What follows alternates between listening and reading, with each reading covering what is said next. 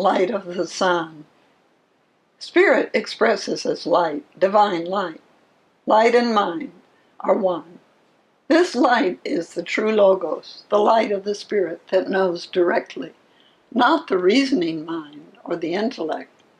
From this divine mind, Hermes Trismegistus, that is known as Egyptian Thoth, received the truth of the emerald tablets of Thoth, the instructions for spiritual alchemy of the transmutation of the human into a divine human, Christos. The emerald tablet of Thoth is as follows: in truth, without deceit, certain and most veritable. That which is below corresponds to that which is above, and that which is above corresponds to that which is below, to accomplish the miracles of the one thing. And just as all things have come from this one thing, through the mediation of one mind, so do all created things originate from this one thing through transformation. Its father is the sun, its mother the moon. The wind carries it in its belly. Its nurse is the earth. It is the origin of all, the consecration of the universe. Its inherent strength is perfected if it is turned into earth. Separate the earth from fire, the subtle from the gross, gently and with great ingenuity. It rises from earth to heaven and descends again to earth, thereby combining within itself the powers of both the above and the below. Thus will you obtain the glory of the whole universe. All obscurity will be clear to you. This is the greatest force of all powers, because it overcomes every subtle thing and penetrates every solid thing. In this way was the universe created. From this comes many wondrous applications, because this is the pattern. Therefore am I called thrice greatest Hermes, having all three parts of the wisdom of the whole universe. Herein have I completely explained the operation of the sun. Soul, love of the moon. The soul is our divine essence. It is the core of our love and joy. It is an ontological prior reality. It is an original structure and a self-sustaining system. While the soul is indivisible and indestructible, it acquires experience and wisdom and thus transforms. The 14th Dalai Lama of Tibet captures a tendency of soul when he says, "The creative soul craves spirit. People need to climb the mountain, not simply because it is there, but because the soulful divinity needs to be mated with the spirit." Soul reflects the divine quality of love. Soul has identical qualities to light. No matter how many times it is bent, split, or twisted, light and soul remain whole. Also, like light, soul reflects everything it experiences. A holographic model.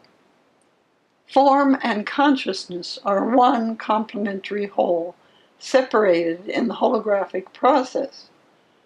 What we experience as a division of consciousness and form is also the separation of time-space, the inner world, from space-time, the outer world.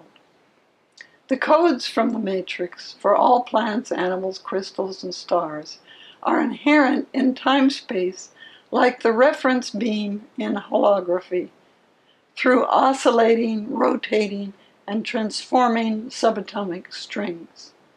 When light as a wave field comes against an object in space-time, there is reflection and absorption.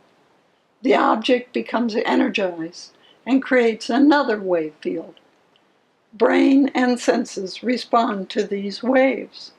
Mind interprets them and recognizes patterns. These interference patterns create holograms which mind understands as meaningful forms. In this way, experience is recorded as holograms in the imaginal. Souls can ask, "Who am I?"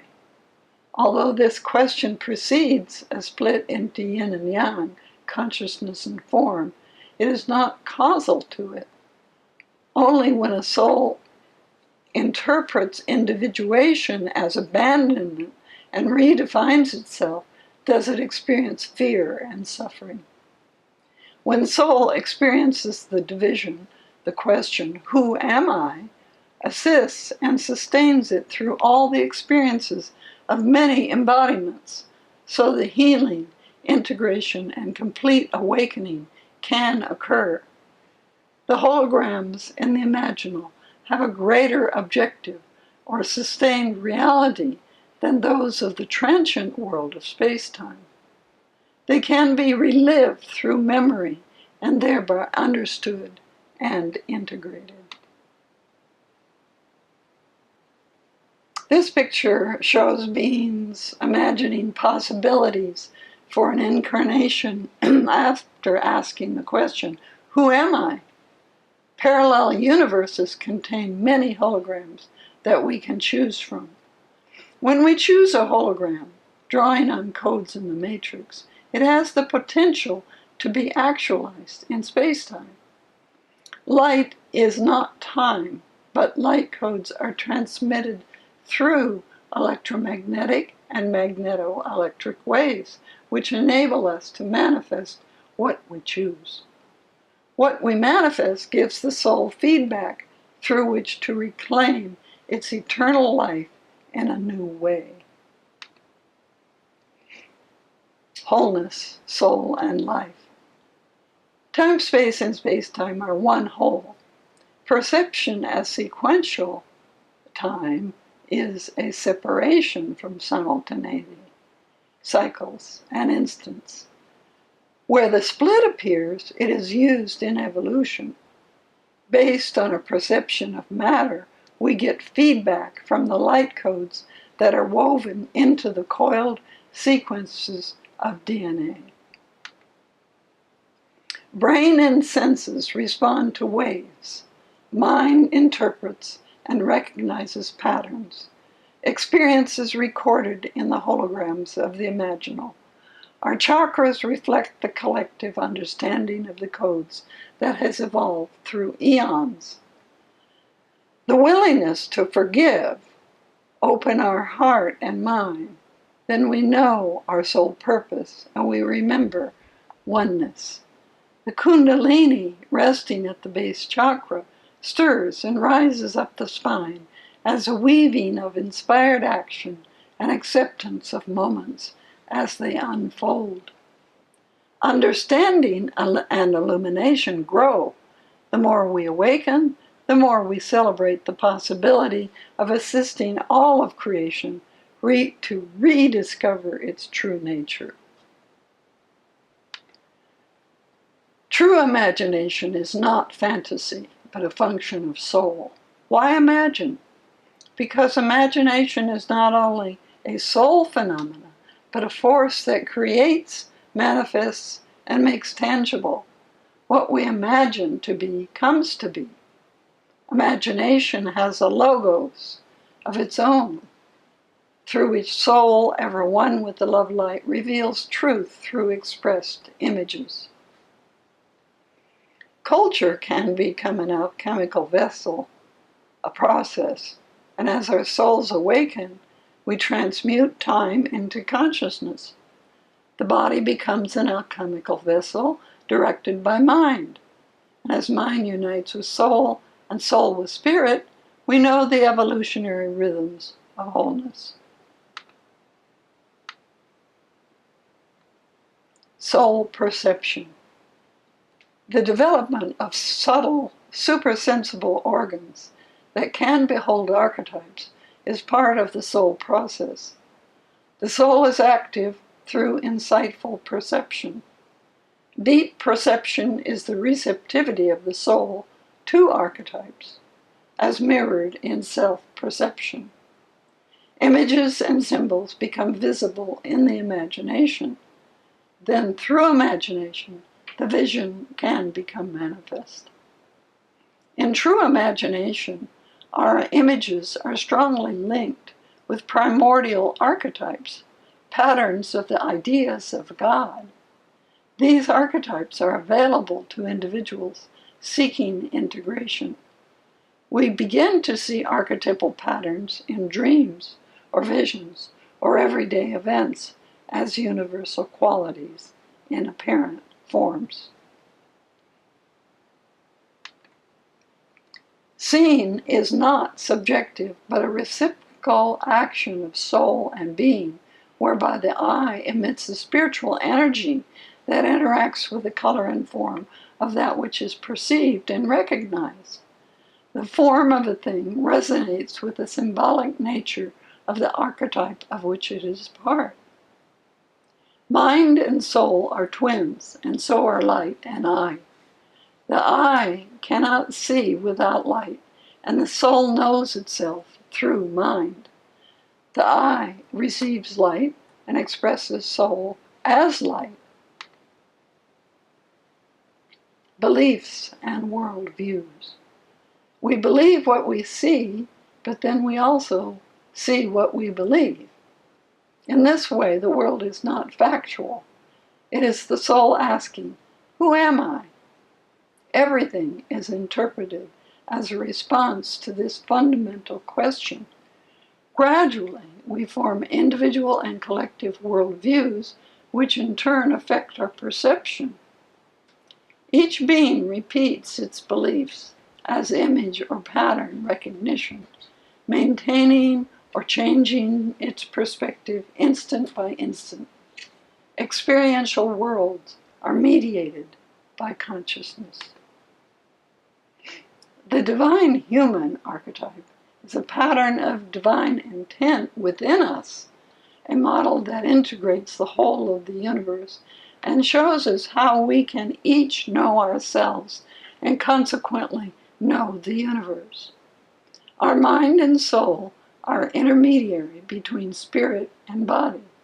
In a similar way, the imaginal realm, which includes archetypal patterns for soul to discover, is intermediary between the love light and the physical realm. Light is present within all things, forms, thoughts, and souls. The matrix underlies and permeates all things and thoughts, including DNA codes, templates of bodies and thought forms. The ether is the primordial ocean from which all energies arise to generate, direct, and transmute forms according to the codes of the matrix. The ether expresses in myriad ways, from the tattvas to the subtle energy of our bodies, to magnetism and electricity. Through inner vision, we find that the light is within and all around us. To invite awareness of wholeness is to live from divine essence. Maintaining this state of being is known as the Christic or Buddhist enlightenment. Space and time vanish from our view, and we see singly. The inner and outer divide is no more. It may seem to others that our view is subjective or private when we live thus. However, this interior knowing reveals the essence of inner and outer and results in greater awareness of the oneness which enfolds physicality. With practice, we see that the world of soul qualities is more real than the literal physical world we have been conditioned to accept as reality. Paradoxically, the stress and suffering that issue from trial and error of human drama teach us to identify with the soul. Vision lifts us into the spirit. We learn from experience that consciousness is closer to our source than the physical realm as we perceive it. The light of understanding permeates all and coheres the whole. In spirit, we become clear and can see that all parts are one with the whole.